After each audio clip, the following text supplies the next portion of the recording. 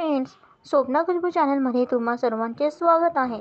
Friends, आजच्या व्हिडिओमध्ये आपण कर्ण आणि कृष्णाचा संवाद ही कथा जाणून घेणार आहोत. त्याआधी तुम्ही जर चॅनलवर नवीन असाल तर चॅनलला सबस्क्राईब करा. कर्ण कृष्णाला विचारतो, माझा जन्म झाल्याबरोबर माझ्या आईने मला सोडून दिले कारण मी अवारस संतती होतो. यात माझी काय चूक होती? मला द्रोणाचार्यांनी शिक्षण नाकारले कारण मी क्षत्रिय नव्हतो. परशुरामांनी मला विद्या दिली पण मला शाप दिला की ती विद्या मी विसरून जाईल कारण मी क्षत्रिय नव्हतो.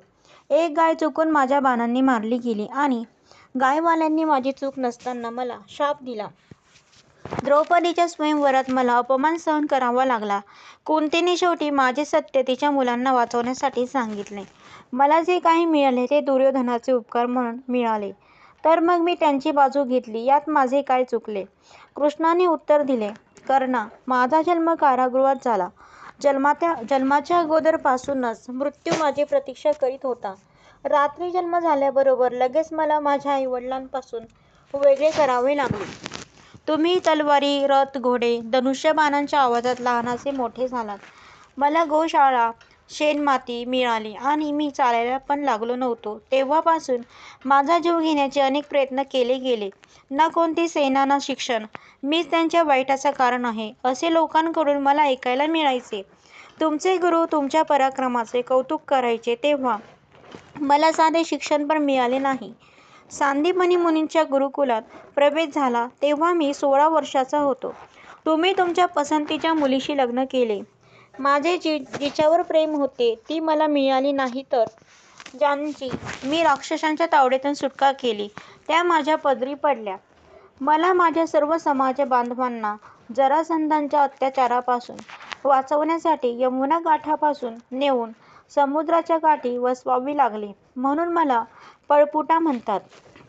जर दुर्योधन जिंकला तर मला भरपूर श्रेय मिळेल. धर्मराज जिंकला तर मला काय मिळेल? फक्त युद्ध आणि नुकसानीचा दोष. एक गोष्ट लक्षात घे कर्णा, प्रत्येकाला आयुष्यात कष्ट आहेत. आयुष्य कोणासाठीही कधीही सोपे नाही. दुर्योधनाच्या आयुष्यात बऱ्याचशा अप्रिय घटना घडल्या आहेत आणि तसेच युधिष्ठिराच्या पण. परंतु काय योग्य आहे हे तुझ्या अंतरात्म्याला पण कळते. कितीही वेळा आपल्याबरोबर अयोग्य गोष्टी झाल्या, कितीही वेळा आपल्याला अपमान सहन करावा लागला, कितीही वेळा आपल्याला आपल्या वाटेनेच नाकारले गेले, तरीही त्यावेळी आपण त्याला कसा प्रतिसाद देतो याला महत्त्व आहे. तक्रारी थांबव कर्णा. आयुष्यात घडलेल्या अप्रिय घटनांमुळे तुला अधर्म करण्याचा अधिकार मिळत नाही. म्हणून तुमच्या आयुष्यात आलेल्या कठीण व अतिवाईट प्रसंगी देखील तुम्ही चांगलाच विचार करा. स्वाध्यायी व्हा. भगवंताचे नामस्मरण करा. कृतज्ञता व्यक्त करा.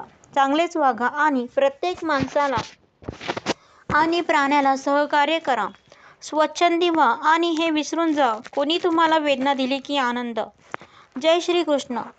पायातून काटा निघाला की चालायला मजा येते, तसा मनातून अहंकार निघून गेला की आयुष्य जगायला मजा येते. तर फ्रेंड, अशा प्रकारे कृष्ण आणि कर्ण यांचा संवाद समाप्त होत आहे.